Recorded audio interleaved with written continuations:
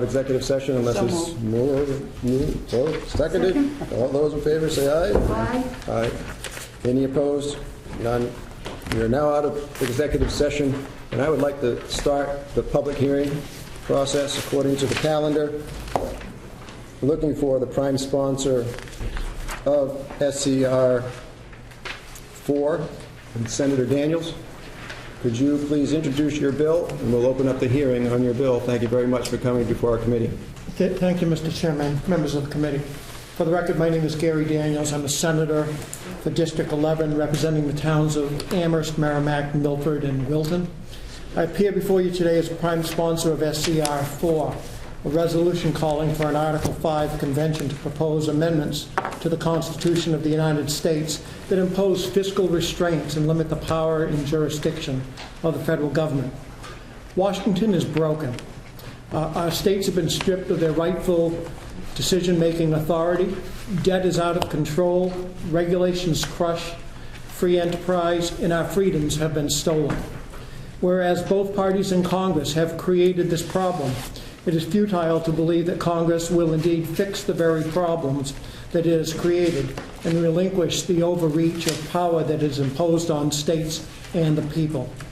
Unless some political force outside of Washington, D.C. intervenes, the federal government will continue to bankrupt this nation, embezzle the legitimate authority of the states, and destroy the liberty of the people.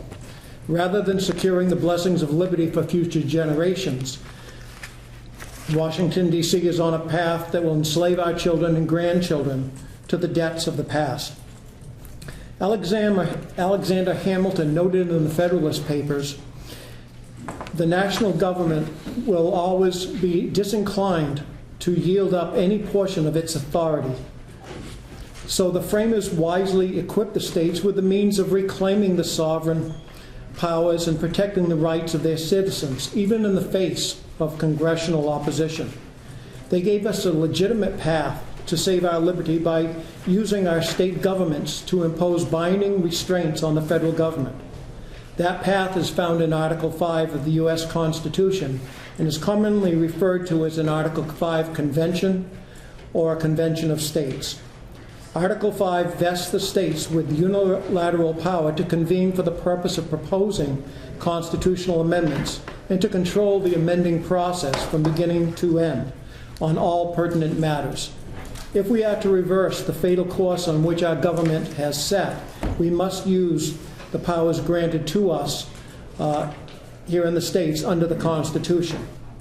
While Congress is authorized to propose constitutional amendments, if it pleases, it is obliged to call a special convention to propose constitutional amendments if 2/3 of all state legislatures demand that it do so. I am well aware that there are those who claim that an Article 5 convention is a threat to our liberty and constitutional rights. The real threat, however, to our constitutional rights today is not posed by an Article 5 convention, but by an out-of-control federal government exercising powers that it does not have and abusing powers that it does. Many erroneously refer to an Article 5 convention as a constitutional convention. They are not the same. There is a vast difference. Simply put, a constitutional convention is held for the purpose of writing a new constitution, while an Article 5 convention is held for the purpose of proposing amendments to our existing constitution. A constitutional convention requires unanimous consent to be called by all parties that are bound to it, whereas an Article 5 convention only requires application by 2/3 of the states. Another major difference between a constitutional convention and an Article 5 convention for proposing amendments is the passage and ratification process. A new constitution must be passed and ratified as a complete document, whereas amendments are passed and ratified individually. Last but not least, Article 5 could not be any clearer in regards to the powers a convention is given. Here is the relevant portion of text from Article 5. Quote, Congress, whenever 2/3 of both houses shall deem it necessary, shall propose amendments to this Constitution, or on the application of legislatures of 2/3 of the several states, shall call a convention for proposing amendments which in either case shall be valid to all intents and purposes as part of this Constitution, when ratified by the legislatures of 3/4 of the several states or by conventions in 3/4 thereof. It is absolutely disingenuous to claim that an Article 5 convention can produce an entirely new Constitution.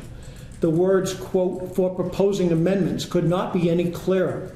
In fact, Article 5 gives a convention the same authority as Congress, the power to propose amendments, nothing more, nothing less. For those concerned that an Article 5 convention will result in a runaway convention, there are 2 reports which I can provide to the committee via email, because they're multi-pages. One from the American Bar Association and the other from the Department of Justice, both concluding that an Article 5 convention can be limited to the topic of the applications submitted by 2/3 of the states.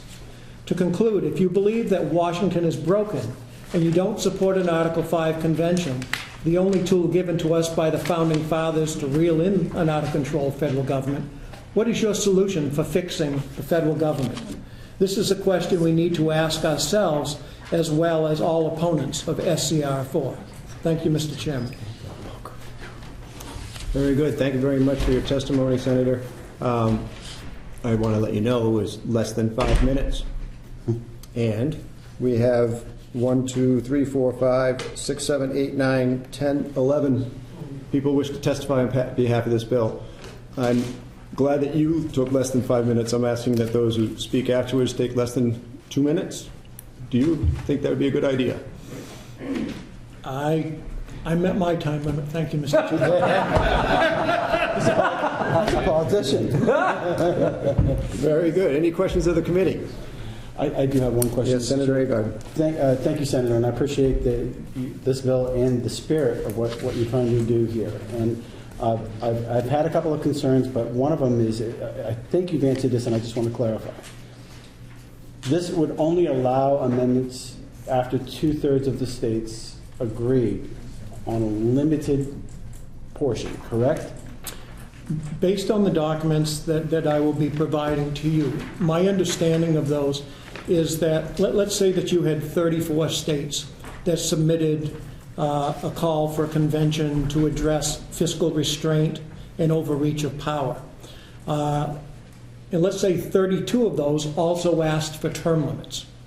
My understanding is that you could only take up those topics that were asked for by 34 states, that you would not be able to address topics that did not have 34 states requesting those.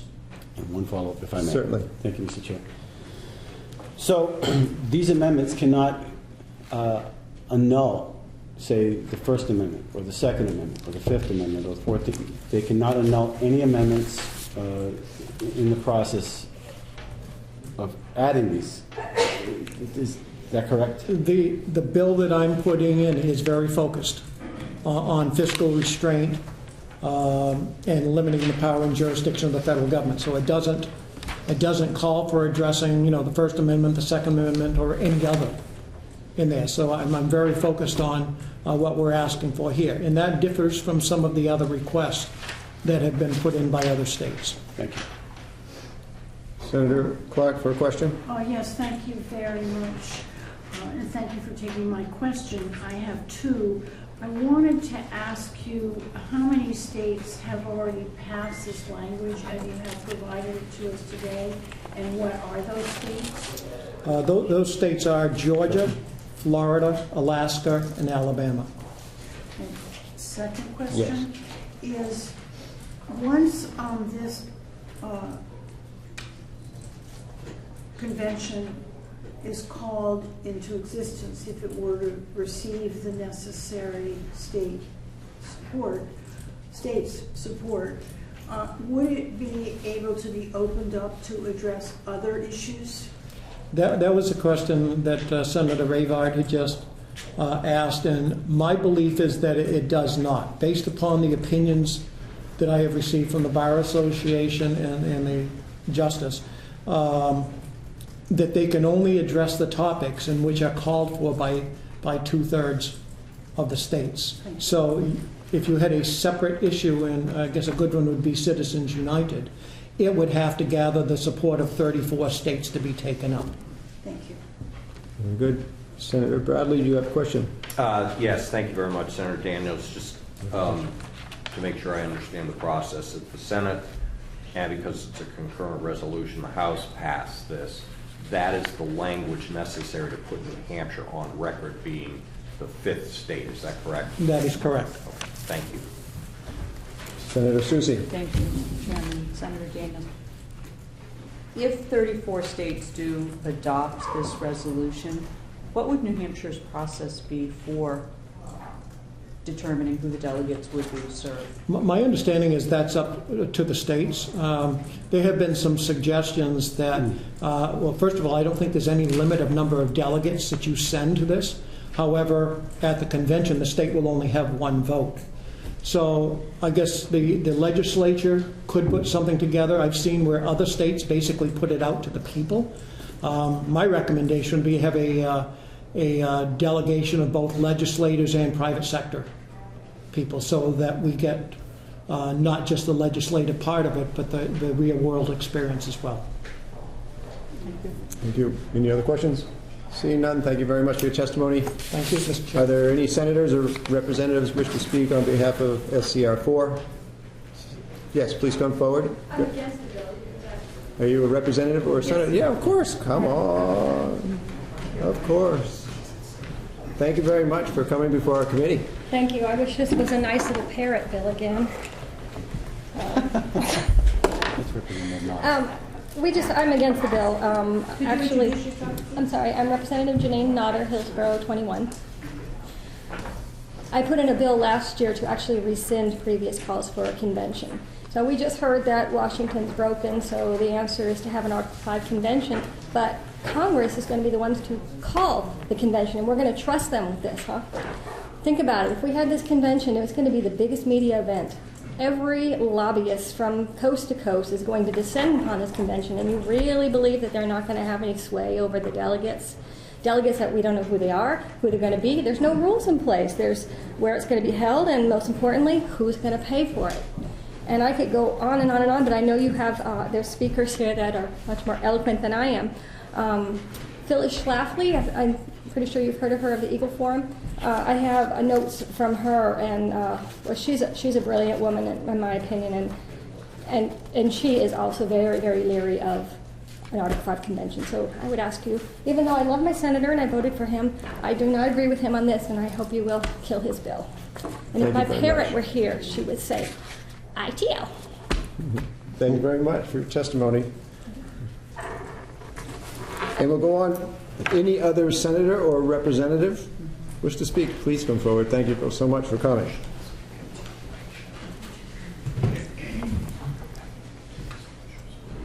Thank you, Senator Prescott, and the rest of the senators.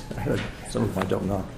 For allowing me to testify just briefly. I don't mean to take a lot of time because, and I don't mean to leave this to some other people. I think there are a number of people behind me, and I would like to give some time to them. But I'll give you a couple.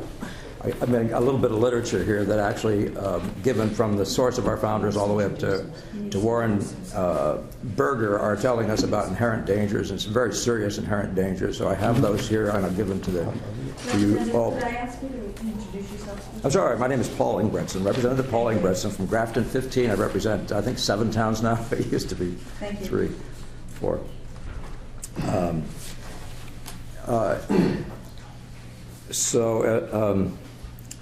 This, I guess, to me, this actually comes under, say, 3 categories. One of it, if it ain't broke, don't fix it till it is. The classic dictum in government is, if it ain't broke, fix it till it is.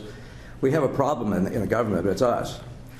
And it's our electorate as well, but the Constitution isn't broke. There's absolutely nothing wrong with it. We have an incredible number of enumerated powers that are being completely overrun, and we've been part of it. Title I, just education, Title I, and all the money that's being spent in Title I. So fiscal restraint, you know, we've already got it built in, and we just ignore it by buying into the federal money. So that's a kind of a key thing.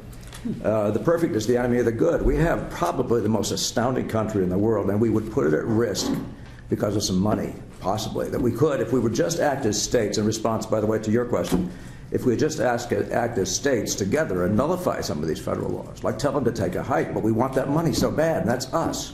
It's not about the federal Constitution.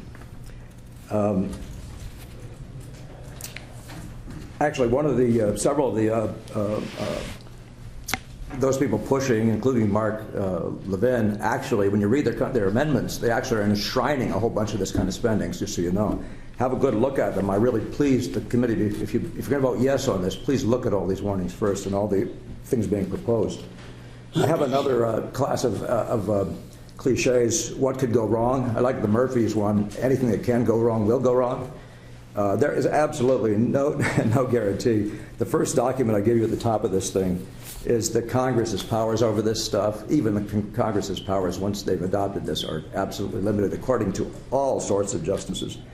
I should say to 2 different Supreme Court justices. And by the way, the body, if you look at it, the body of law is in opposition to this. I mean, not in opposition, but in agreement with me that the dangers are incredible.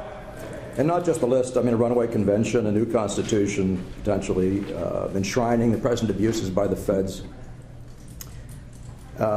In the category of what could go wrong, I love the idea of who the players could be. You know, if this becomes an influence, some of the founders talk about the influence that would probably come to bear, I believe Madison's especially. And I just look at what's happening today. We're looking at the Koch brothers and George Soros, and I'm thinking, that's nobody that would be our enemy, right? Some major elitists in this country who just love the individual liberties we have, right? So one of them has already been participating in creating a Marxist constitution to replace, and they want to replace it by 2020. That organization does. And the Rockefeller brothers have already created their own New America Constitution, which turns us into regions and takes away the state. So, you know, on top of it all, if we managed to do anything that did become a runaway, we'd wind up with absolute chaos in this country. We'd wind up with hell. And especially if it changed it significantly. And I know there's rationale of disarming people if you think that's the first thing you got to do before hell breaks loose, but I suggest we really consider that this is far more hazardous potentially than any good that could possibly come out of it. And I thank you very much for your time. Thank you very much for your testimony.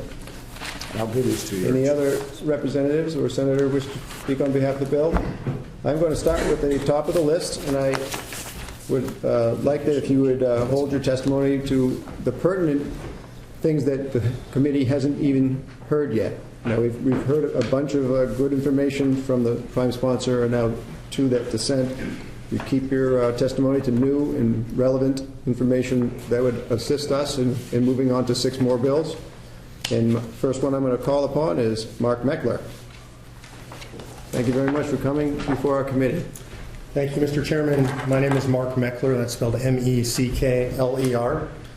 I'm the president of Citizens for Self-Governance, also the president of Convention of States Action, which is the sponsoring entity for the Convention of States project nationally. I appreciate the opportunity to appear before this esteemed committee. I'd like to set forth a little bit of history. I think everybody who's testified has talked about the dangers of a runaway federal government. Federal government's out of control fiscally and in regulatory manners, overreaching state authority, has been for many, many decades. And we've seen no reversal of that, regardless of which party controls Washington, D.C., or even the White House. So I think the common thread among people who agree that we should do this or not agree is that something must be done to rein in a runaway Washington, D.C. The founders told us exactly what to do. On September 15th in 1787, 2 days before the end of the convention, Colonel George Mason from Virginia stood and addressed the assembly. He informed the gentlemen present that they had a fundamental flaw in the Constitution. They had given the right to amend to the Congress itself, but not to the people acting through the states. And Mason asked the assembled men if they were so naive that they believed that a government that became a tyranny would propose amendments to restrain its own tyranny. And I imagine if I could have been there, they probably would have all laughed, and we would have listened to them laugh. We know that's impossible. Tyrannies never restrain themselves. Governments that grow their powers never reduce their own powers. And so Mason proposed that the states, the people acting through the states, have the power to exercise this authority over the federal government. Madison's notes, interestingly, reflect no debate. In a convention where everything was debated vigorously, there was no debate. Madison's portion of notes on this portion of the convention, literally a half a page, a paragraph. And unanimously adopted was the power given, frankly, to you, members of the state legislature, to control the federal government should it run out of control. I believe it's a sacred obligation passed to you essentially in a bottle or on a piece of parchment over the centuries And they reached out to you as the fundamental last line of defense for liberty. The question we have to ask ourselves today is, are we any longer a constitutional republic? Are we truly a representative republic? Or does the President and Congress and, frankly, the Supreme Court do whatever they want with disregard for the American people? I could tell you definitively what the American people believe. 72% of the American people, regardless of party, say that the federal government is too big and does too much. That's not to say government at large. They don't have the same opinion about their state governments. Whatever side of the aisle they're on, whatever their political ideology, they just don't like the idea of the decisions being made for them in Washington, D.C. They trust you. I trust you. We trust you. The American people trust you, and they want the power taken away from the federal government and given back to you at the state level. We can have the debates at the state level about policy, about what should be done and not done, what should be spent and not spent. But right now, those debates are being had in Washington, D.C., far away from the public whom they by and large affect. Now, you're going to hear the opponents of this talk about the dangers of a runaway convention. First, I would posit we are experiencing the dangers of a runaway government in Washington, D.C. right now. Anything that this convention could propose can be proposed by Congress today with unfettered authority. There is no difference. And the idea of a runaway convention is simply, quite frankly, absurd. They will quote authorities that are 20, 30 years old. They will quote Chief Justice Warren Burger, who was a very activist justice who liked the idea of a runaway federal government. They'll quote him in defense of the Constitution. Frankly, it's outrageous. Let me just run through quickly the process for you. You had a couple of questions, Senator, which I thought were great questions. Let me succinctly give you the process and exactly how it works.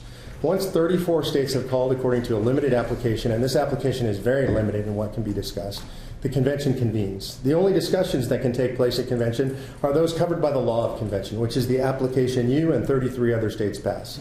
Anything else discussed is automatically out of order, and according to the parliamentary procedure upon you, which you operate every day, any delegate, your delegate, can raise their hand if anything's out of order and outside of those parameters and object. And according to parliamentary procedure, that discussion would be shut down.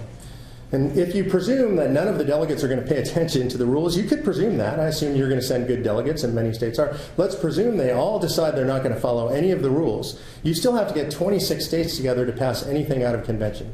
So you have to presume 26 states in total are going to agree to throw the rules of convention out, to ignore their state legislatures, and to pass something out of that convention that doesn't fall within the application.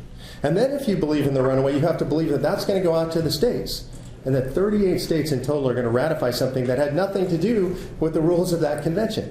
That all the state legislatures, you're talking the vast majority, 38 state legislatures, are going to ignore the will of their people, the will of their legislatures. They're going to ignore that the convention went wrong, and they're going to ratify it. And let's flip that math on its head, because I think this is the simplest and most eloquent answer against the idea of a runaway convention. It takes only 13 states to stop anything that comes out of convention that we don't like. And to be plain and simple about that, there are 13 states on either side of the ideological spectrum that can stop anything that they thought was crazy and radical. The only thing that will come out of this convention are things that the American people, by and large, already support. That's what a convention is for. So, for example, Americans want the federal government to balance its budget. They want the federal government to get its fiscal house in order. That can and will come out. So those are the arguments for the convention. The idea that it could run away, there's no historical precedent for it, and frankly, there's no legal authority for it. Thank you very much for your testimony. Question of Senator Avard. Thank you, Mr. Chair. Two questions, if I may. The first one is, who determines who is the delegates? Is it both governor? Is it the House and the Senate? Is it the governor? Is it the Executive Council? It's your legislature, House and Senate, will decide who the delegates are from your state. And in true Federalist fashion, each state will do it differently. Some states, by the way, are passing legislature, companion legislature, deciding how they will choose their delegates. And follow-up question. Thank you, Mr. Chair. So if we decided not to go with this and the other states go with this, are we left out of the party? No, absolutely not. The states that don't apply, once the convention is called, I expect all 50 states will want to attend and have their say at the convention. And then that begs one final question. Yes, sir. Then, that being the case, then does that generate a whole host of other issues being brought forward, or is the convention exclusive to those that were originally brought forward? Meaning the right amount of numbers of states voted for 5 different topics. Right. And the other states didn't participate. Too bad, this is the topic. That's correct. The law of convention will still be determined according to the states that have applied and qualified the convention for a sitting convention. Thank you. Thank you. Any other questions? All set. Thank you so much for your Thank you, testimony and your Senator. time. Bill McNally, again, I would like to stress upon new information before the committee would be appreciated. Here's some brand new information. I'm Bill McNally from Windham, New Hampshire. I'm opposing this bill. In 1978, the United States Congress passed Public Law 97435, which says that beginning in fiscal year 1981, Congress shall balance the budget, or they use words like receipts shall not exceed the spending. So I could email that to you. I didn't happen to bring that with me. In 1988, I'm testifying before the late Senator Eleanor Pottles, and she says to me, Bill, do you have anything to add that no one has added to the committee? And I says, yes, I do, which I'll add here, same thing being true back then. I said, are you aware that the legislature of New Hampshire may not get to approve anything that goes on in these constitutional convention? Maybe Congress will decide to put it to a convention, another committee to decide on it, which, who are they? It's not going to be you people, possibly. So she said, she was really taken aback, and she says, Bill, can I ask one of those lawyers that are down here from Washington on the opposite side of you? I said, go ahead. So she pointed to this lawyer and she said, would you stand up? He says, you heard what Mr. McNally says.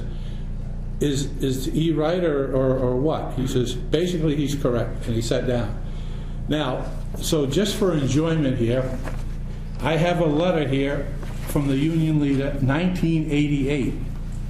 President of the United States calls the New Hampshire legislature and dictates action. I was there when it happened, so I know. So I'm going to leave this. I know you're going to want to read this because it's really great. And I'm going to leave you with these audio CDs. They're 35 minutes. I've got one for each senator. And they're going to answer the questions that these people that are testifying have either misanswered or misstrued or whatever. So we won't go into that rebuttal. It's all right here. I thank you very much. I hope you will oppose this. Thank you very much for your testimony. Joseph Mottala? Joseph Mottala? And then right after that is John Terrell, or Terralt. Thank you, Joseph, for coming before our committee. Thank you for holding the meeting. I'm Joseph Mottala. I live at 453 Oak Street, Manchester. I'm a retired military conservative, guider, and photographer. I like to stay abreast of local issues, and I hope to keep America, America, and not have it devolve into a socialist cesspool. Anyways, there are a number of issues that Congress refuses to act on, and some of them are really egregious. When they passed the asset forfeiture law back about 40 years ago, we had been promised that it was only going to be used on drug kingpins, the guys with the Learjets and bringing in bales of marijuana, et cetera, et cetera. And now, of course, it's being used on anybody and everybody. Somebody picks up a working lady and they get their car stolen. In Las Vegas, a woman in her 50s had one illegal plant growing in her backyard for her arthritis. The police raided and she was arrested. The county prosecutor exclaims, "She owns a house, doesn't she?" His first thought was policing for profit. Luckily, the neighbors protested and stopped the seizure. We need to reform the asset forfeiture laws. It goes against private property and being secure in your papers, and it's fundamentally wrong. I got a whole bunch of things, but I don't want to use up my 2 minutes. Thank you so much for your testimony. One question, if I may. Senator Avard. I didn't gather whether you're for or against this. Oh, I'm sorry. I'm for it. Thank you. We need to reform this Okay. Go ahead. Senator? Yes, thank you very much. You're talking about your opposition to the forfeiture law, but as I see it, there's nothing in the bill that's calling for physical restraint that actually would make it possible for that to happen under this call. That's true, but at the convention, I believe they can add amendments, and that could be one of them. There's a whole bunch of things that could be added during the convention. Follow up? Certainly. I believe other people have testified that they would not be able to add additional items, so we're, hearing two different messages here. Okay, well, I refer to the Mark Levin book, the amendments. Thank you. Thank you very much for your testimony. And John Terrell, thanks. And right after that is Larry Jones. Be very short, sir. My name is John Theriel. I live at 76 Bradford Road, Keene, New Hampshire. I'm the state director for Convention of States, and as such, it's been my honor over the last year and a half to gather grassroots support within New Hampshire for SCR4, in support of SCR4. I have right now 223 signed petitions for this committee. That is, they're in each of your districts. Within the entire state of New Hampshire, in this box, I have 1,500 signed petitions from New Hampshire voters supporting SCR4 and asking this committee to unanimously vote yes in order to reduce the scope and power of the federal government and impose fiscal constraints. That's good testimony. Thank you very much for coming before our committee. If you could state your name for the record, we'd appreciate that. My name is Larry Jones. I'm from Peterborough, New Hampshire. Mr. Chairman and committee members, thank you for giving me this opportunity to speak to you today. All wisdom, all knowledge, and all truth resides with the federal government, right? If you believe that, then you probably are part of the federal government. I am deeply disturbed by the thought that all wisdom, knowledge, and truth resides there, because it seems to me like the federal government's just kind of lost its way. It now seems to think it's supposed to do everything. Now, if you look in the Constitution in Article 1, you'll see that it clearly states that the federal government has clearly enumerated authority to act on certain things. And it appears to me that they forgot that part of the Constitution, and they forgot the constraints that are set forth upon the federal government, the legislature, the executive branch, and the judiciary. Now, there's some evidence for this, and it's been previously mentioned by some of the other speakers. One of the paramount concerns I have is the $19 trillion debt that the federal government has accrued. Now, this is the greatest demonstration of fiscal irresponsibility and immorality that I can ever think of. I mean, this is a burden that's being cast upon future generations that have no say. It's, in essence, spending without representation. And in my view, it's evil, let alone immoral. Additionally, that $19 trillion is just the tip of the iceberg, because many experts believe that the unfunded liabilities of the federal government exceed $200 trillion, depending on who you speak to. Is this the kind of federal government we want to have, freely unrestrained by the states? I mean, we have a contract between the federal government and the states. That contract is the Constitution, and thus far it seems to me that the federal government is acting totally irresponsibly. It has been. Additionally, the federal government, I know there are concerns about a runaway convention of the states wherein all kinds of weird things are going to happen, but we already have weird things happening in Washington, D.C. where they are engaging in a de facto amending of the Constitution. And an example of that is Article 1 says that only Congress shall legislate. But that's not the case anymore. No, we have legions of unelected, unaccountable, and oftentimes arrogant bureaucrats who, with 3 minutes, euphemistic sleight of hand, legislate laws and call them rules and regulations. Once again, an example of legislation, or not once again actually, but this is legislation without representation, inflicting. Just to let you know, it's been 3.5 minutes of your testimony. And for those that might speak after you, maybe they might sense. Have I already got 3.5 minutes? Yes, I know.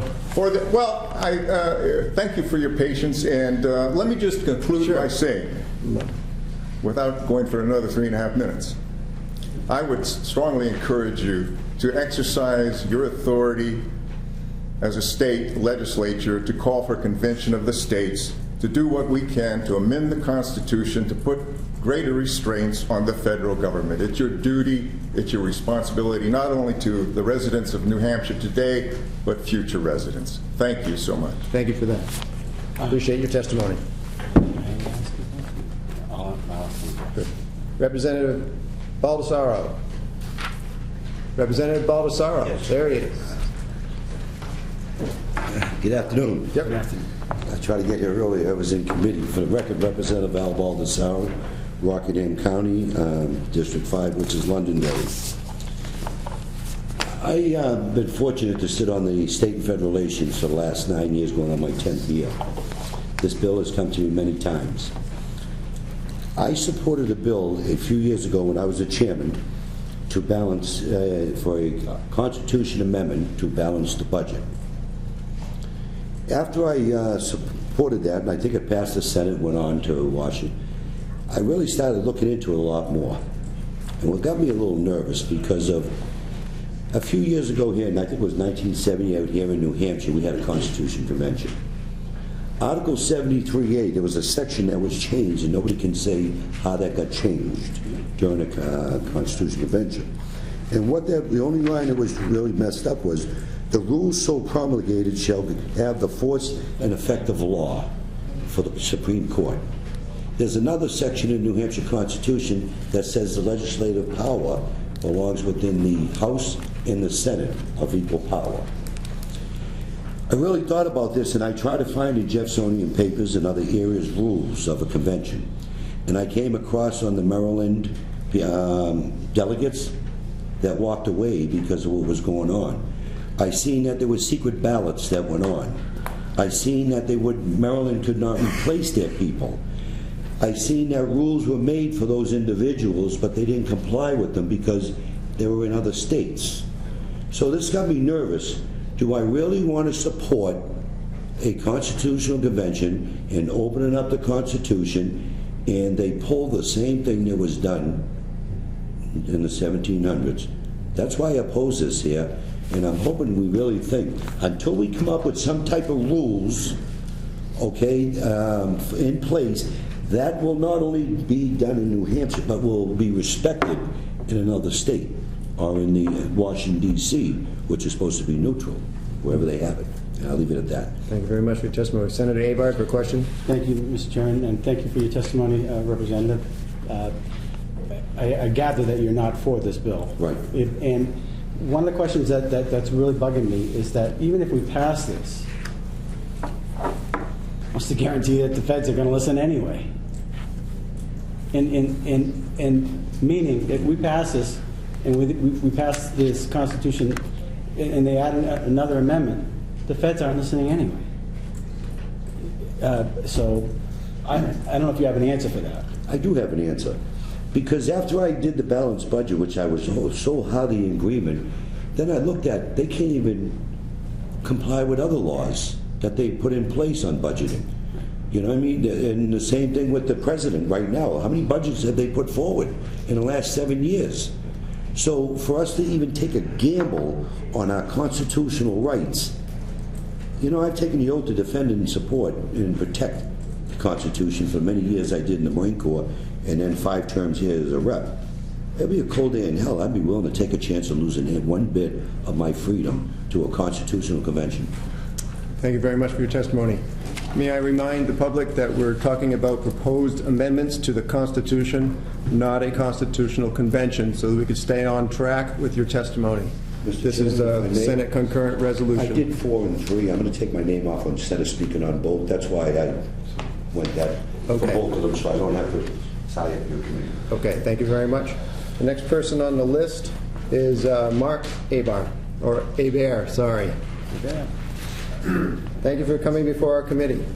Thank you, Mr. Chairman. I understand that the committee will take a written testimony, and I'd forego the opportunity to speak if you'll take my testimony. I certainly will. Thank you. Thank you very much. I am in support and you are signed up as support of the bill. That is correct. And Larry Hennessy, you wish to speak in support of the bill? Thank you very much for coming before us today. Thank you very much for hearing me. My name is Lawrence Hennessy Jr. from Franklin, New Hampshire. I can shorten it by calling me Larry. I'm going to keep it short and sweet. I served our country in the U.S. Navy. I did a tour in the Gulf. And I have not been involved in politics, but now I am being thrust into doing something, because what's going on right now, if you're in a bag, you may not see what's going on, but our country is broken. It is broken. And your fear, sir, of the federal government, it's not the way it was supposed to be. The federal government had to beg the states at first for a national defense. That was the original intent of the Constitution. It's the United States of America, not the federal government of America. Do not give in to fear, please. Do not give in to fear. We, the people, are going to take this country back, one way or the other. It's going to happen, because when you rob people of their freedoms, when tyranny goes unchecked, people rebel. I urge you just to keep an open mind and keep this going to see where it leads. Do not submit to the fear. Thank you very much. Because doing nothing is worse than doing something in this case. Thank you for hearing me. Thank you for your testimony.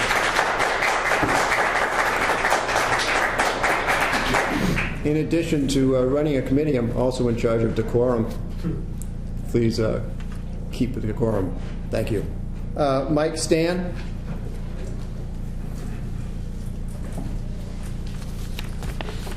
Thank you, Mr. Chairman. My name is Michael Stan. I live in Hampton Falls, New Hampshire. I'm in support of the bill, and I'm a private citizen, and I believe the most efficient government is local government. I don't feel that those that we've sent to Washington really are in touch with what the states need or the people of the states need. I'm going to keep this short. I'm not afraid of a runaway convention, as others have stated. I'm not afraid of lobbyists at the convention trying to make a runaway convention. It can't be any worse than what we have right now. That's all I have to say. Thank you very much. Very good. Thank you very much. The next person who wishes to speak is Glenn Donovan. Thank you so much for coming before our committee. Thank you for having me. You bet. My name is Glenn Donovan. I live in Nelson. I come before you today to speak in favor of SCR4. I have 1 page prepared remarks, which go directly to the questions that have been raised by Senator Prescott and Senator Clark. It's a little bit more of an esoteric, technical point, so bear with me. Critics of an Article 5 Amendment Convention use tactics of fear and misinformation to discourage supporters. They raise hypothetical questions that those uninformed on the topic are not able to respond to. One such question they raise is, what will happen if the delegates to the Amendment Convention do not follow their instructions? What will happen if they introduce topics foreign to the purpose of the Amendment Convention, and God forbid, end up destroying the Constitution as we know it? Such arguments, in addition to ignoring the long-standing history of conventions in this country, also ignore well-established principles embedded in agency law. Agency law refers to the relationship between a person or agent that acts on behalf of another. An agency relationship is generated by the consent of both the agent and the principal. The courts recognize 3 different types of agency relationships: universal, general, and special. An agent functioning with a special agency can only function according to the specific instructions given to the principal. Agency relationships carry with them specific duties, including, among others, duty to obey the principal's instructions, duty to act with skill and reasonable care, duty to keep the principal informed about the agent's actions, duty of loyalty to the principal and to act in the best interest of the principal, duty of good faith when dealing with the principal. Courts recognize that if an agent fails to perform any of these duties, the principal may be able to win a tort case for breach of duty. So there is recourse. As such, generally, a principal can end an agency relationship at any time and for nearly any reason. Many critics of Article 5, of an Article 5 effort, try to raise a fear that once we send delegates to an amendment convention, that they will ignore their agencies and somehow act irrationally and destroy our Constitution. The fact is, we are faced with a real and present danger. Rather than fret about the possibility of a runaway convention, we can turn to the more substantive work of reining in a real runaway federal government. I urge unanimous approval of SCR4. Thank you. Thank you very much for your testimony. Jean Shannon. Thank you so much for coming before our committee. The next person who wishes to speak is Ken Quinn. Thank you, Jean. Thank you for allowing me to speak to this committee. I believe that an Article 5 convention would almost certainly turn into a runaway convention. Back in the 70s, the House Judiciary Committee convinced the Congress that it lacked power to limit the Constitution under Article 5 and therefore refused to let the bill go forward. Our Constitution has survived well over 200 years, and it has served us well. A runaway convention would be a disaster and create more problems than it would solve. We do not need talking heads such as Mark Levin and others whose objective is to sell books telling us how to vote. I would hope that the New Hampshire House and Senate would look at itself as to whether or not our state is living up to the state's responsibilities. Thank you. Thank you very much for your testimony. Ken Quinn. Thank you for coming before our committee. Mr. Chairman, thank you. Distinguished members of the committee, thank you. My name is Ken Quinn. I'm from, my address is 5 Sunset Ave, Lisbon Falls, Maine. I'm the Regional Director for the Convention of States Project.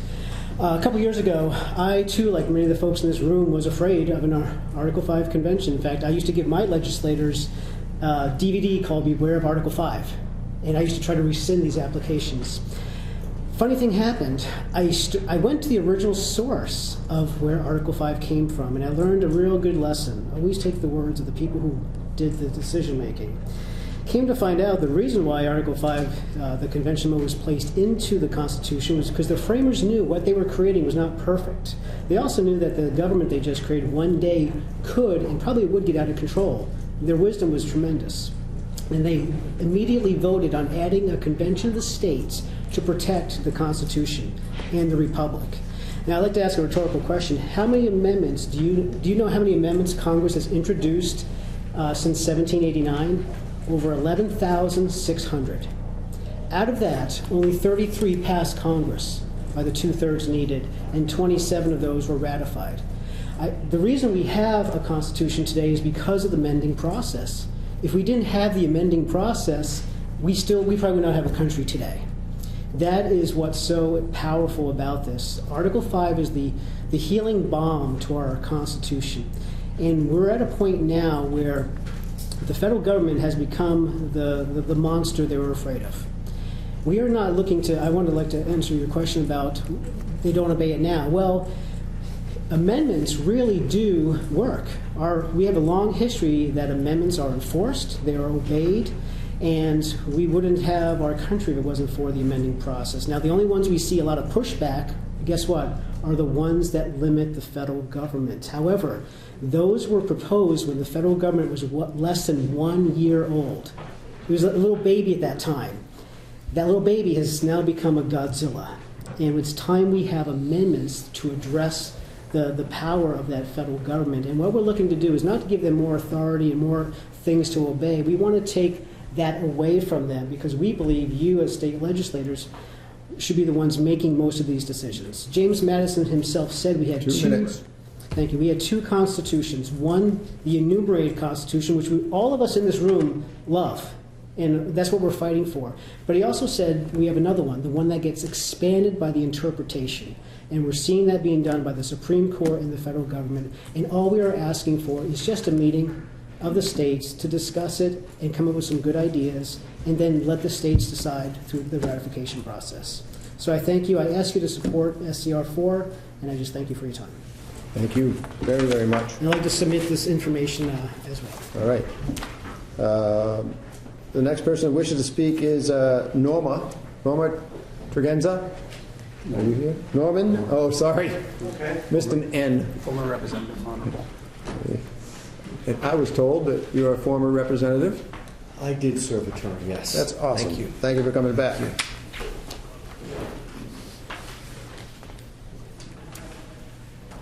Yes, it is. It's Tregenza, Tregenza. And I came down from Carroll County this morning.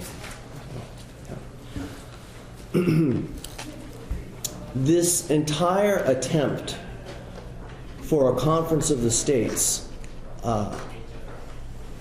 many conjecture that as a result of that, we will achieve a balanced budget. Okay?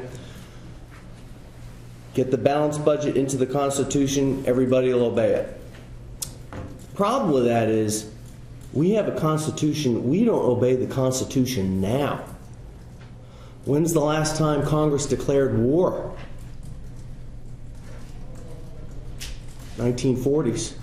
But we've been involved in many wars since then. The Constitution states that the government shall coin money, but yet we print money today, and it has no backing, it has no value, no intrinsic value. So we're trying to solve a problem not really the right way. Mrs. Fuller-Clark asked the question, who will select the delegates? We don't know. You know, will it be the legislature? Will it be the introducer of the bill had suggested that it could be a combination of the legislature and an informed citizenry. But we don't know who's going to choose these delegates. We don't know how knowledgeable these delegates are going to be about the Constitution that are chosen. Furthermore, this depends on the good faith of other political bodies. I'll just say, and this is just one example, the legislature in this state in 1962 or 3 passed a temporary rooms and meals tax bill. Well, at 2 or 3%, and it's only gone up and up and up. There was no temporary about it, but yet it had the good. There was the belief that it would be temporary. Yet that has not been the case, and there are so many other cases like that. 2 minutes. Sure. I would just ask that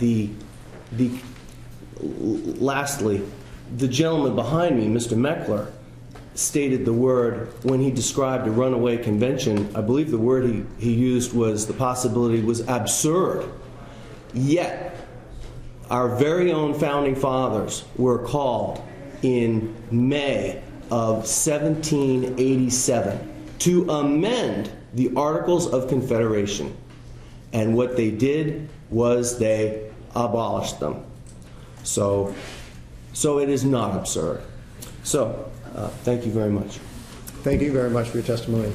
Now, I have gone through the list, and I found that I think that I've called on everyone that was wanting to come right forward If you are a representative or a senator and you'd like to speak, I'm and a then taxpaying citizen named Russ Payne from Manchester, New Hampshire. I'm opposed to SCR4. Good, thank you. And I'll try to keep it as short as I can. I oppose SCR3 and 4, observing speaking out against the Constitutional Convention. I've been doing that for 40 years. And they have resembled the food industry's introduction of new cake mixes each year. They've given us, first we had white chocolate, angel food, and yellow cake mix. Now we got unlimited varieties. And so all of these cake mixes have icing on them. Icing on the outside and toxic sugar inside. Okay, speaking of cake, this 4th of July, 240th anniversary of the United States, American taxpayers are going to be presented with an $18 trillion birthday cake. Do you think they ask us, when they spent all that money, what they were going to do with it? No. Do you think they ask our grandchildren, our great-grandchildren are going to be paying installments on it? No. Addressing some of the concerns of before, we all have the same concerns, runaway federal government. I have a concern of runaway convention. Okay, but we have a con. It's a bad idea because the states will have very little control of this convention after they ratify, after you get 32 or 34 states. In 1984, after con calls were made in 32 or 34 states needed, the United States Judiciary Committee warned the states, and I paraphrase, it is the Congress's responsibility to call the convention, their authority to determine the constitutional preconditions, and they possess the authority to set forth necessary and attendant details to the convention. Reference Senate 119 of that year. Okay, getting back. Okay, but my purpose here is mainly to expose the tragic flaw in the con solution to rein in the federal government's abuse of power, targeting symptoms while ignoring the source, which is addiction to unconstitutional spending by the federal Congress. Taking the Constitutional Convention aspirin remedy for the $18 trillion appendicitis cake might numb the pain of the taxpayer, but if the source of the pain is ignored and not removed through the ballot box or state nullification surgery, treating the symptom will kill us and our nation. Okay, I am against this, and I urge you to vote against this bill. All right. Thank you very much for your testimony. Well, I would that anybody else wishes to speak, please come forward and be mindful of our time that we need to move forward. The next. My name is Hal Shirtliff. I am the field rep for the John Birch Society, but I also I'm the founder, co-founder, and director of Camp Constitution, which is New Hampshire-based. I'm going to cut a lot of things I was going to say because it's already been addressed, but one of the notions is that a convention, that the rules will be drawn up, there'll be agreements made and so forth. Well, there are no rules and no laws currently. We are told by supporters of an Article 5, however, that Congress has no say in the matter. But let me concur. I want to show you some proof. And by the way, they use the term Constitutional Convention when they describe an Article 5. This is 1979. I'll be happy to give the committee a copy of this. We put it back in print after many years. This was a committee held by Orrin Hatch, who was sympathetic to an Article 5. And there were a lot of people in here, pro and con. In fact, that's where the term runaway came from. Some of the legal scholars said, bar the door. But they believe, under the necessary and proper clause, that they can indeed have control of it. We talked about the delegates. How will you appoint delegates? We don't know how it will be done. Will they be elected? If they're elected, will they have lobbyists? Will they be getting money from special interest groups?